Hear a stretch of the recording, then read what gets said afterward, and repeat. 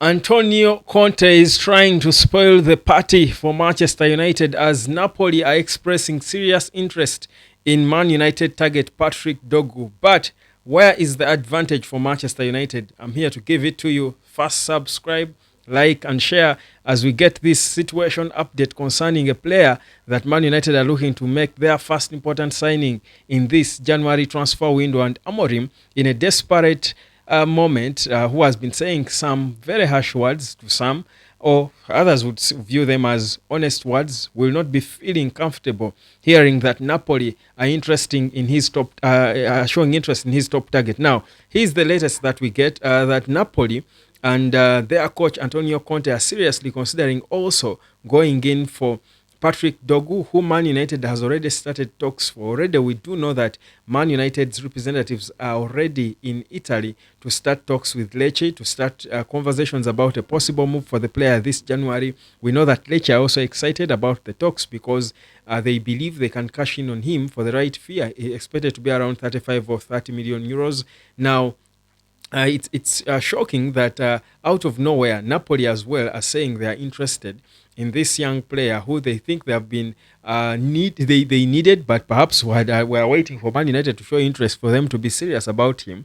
Anyway, that's not the case. I'm just saying. I mean, we're in a desperate moment where we need players. We are not in the Champions League. Certainly, we don't want to see a Champions League playing team coming out there to bring competition with us for a player like this, especially if he's already playing in Italy and we are talking an Italian club who are leading the log, showing interest in him. It's easy for Dogo to have a second thought, and because any money that United would be willing to pay for Dogu, Napoli can match or even more.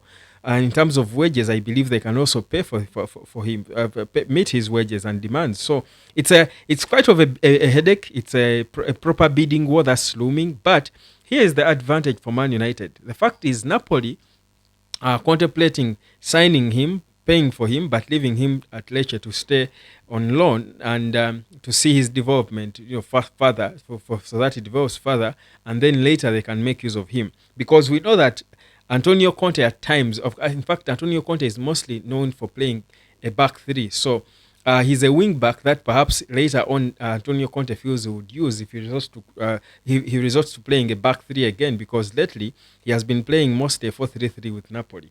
But he can at times play a back three, and we've known him to win Premier League titles for playing that system. So he knows that Dogu is a good wing back that he can make use of when he chooses to go into that formation. So, but the thing is, if they are thinking of buying him, paying for him, and leaving him there for further development and leaving him on loan there, United, on the other hand, are looking at him as a savior. Come out there, come in now, and solve for us big problems that we have under a new promising manager in a new exciting project. I think the fact that United's interest is more immediate and shows more desire and wanting, and I feel it would give them a upper hand in terms of negotiations, so that the player feels more wanted and loved. Every player, if not anyone, would want to go where they feel more loved and wanted, where their arrival would be celebrated. And I feel Dogu's arrival would be more celebrated at Man United than it would be at Napoli. So maybe that's the edge United could have, but it's a serious bidding war that could happen.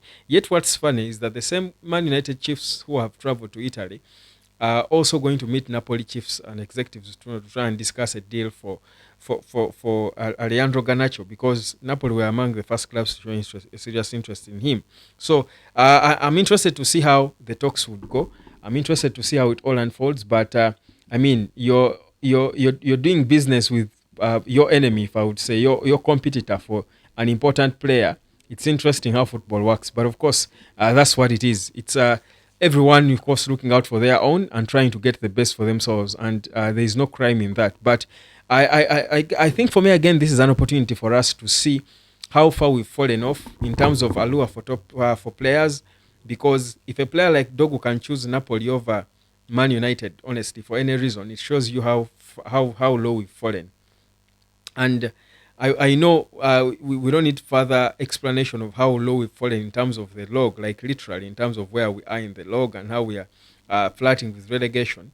But I don't think we've fallen so deep that a player like Dorgu, a 20-year-old kid whose biggest club, his career has been Lecce, can choose to go to Napoli and turn down an opportunity to play for Man United.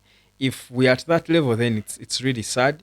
It's glaringly dangerous. It's bad, and perhaps there is a whole lot more that needs to be done than we can imagine. But I think I really, if he's a sober player, I think he will choose to play for Man United. Of course, the fact that Napoli has Antonio Conte, top gaffer, one of the top active coaches, probably a player will say, should I play for Ruben Amorim or should I play for Antonio Conte?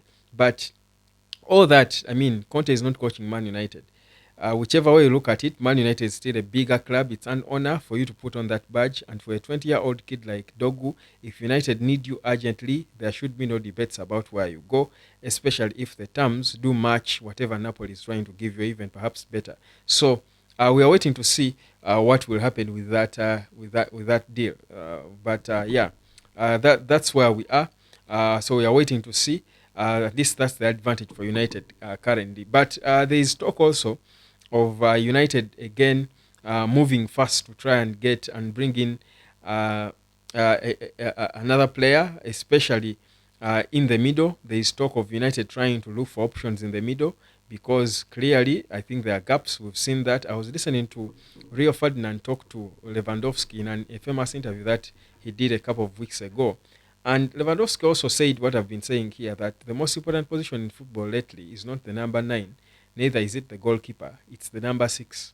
And that's why players who play that position are so expensive. If you find a good player on the market, you need to rob Peter to pay Paul if you're going to afford them, or it's an arm and a leg. They're just insanely expensive because of how football has changed, and you need a proper balance for you to be able to play. So if you look at Man United and that position, the number 6, because you can be confused by whether Ugarte is the number 6 or it's Kobe, but I think at times it's Kobe who is playing number 6.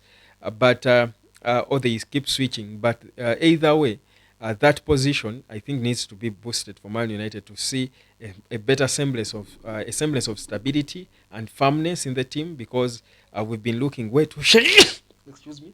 We've been excuse me. I beg your pardon. We've been looking way too shaky because of the lack of a proper balance in the middle. And that's a position that Amorim might be looking to solve. But of course, we know that that's a difficult position. Good players in that position are expensive. They are rare.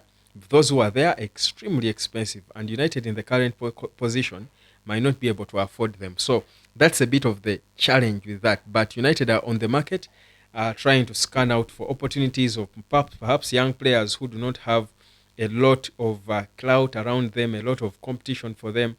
Like you see Dorgu, of course, Napoli is a surprise competition. Liverpool were also spoken about, but I think they will still try to find solutions. So I expect more to be done in this January. I don't think Dorgu is the only player Man United will be negotiating for. There could be more. There is, of course, Nene Douglas as well, of Red Bull Salzburg, who is linked with United. Talks might be opened soon. So these coming days might be a bit fast and busy for Man United. Let's wait and see how it all goes. That's where we are. My name is Webb. This is the United of Sport. Like, share, and subscribe.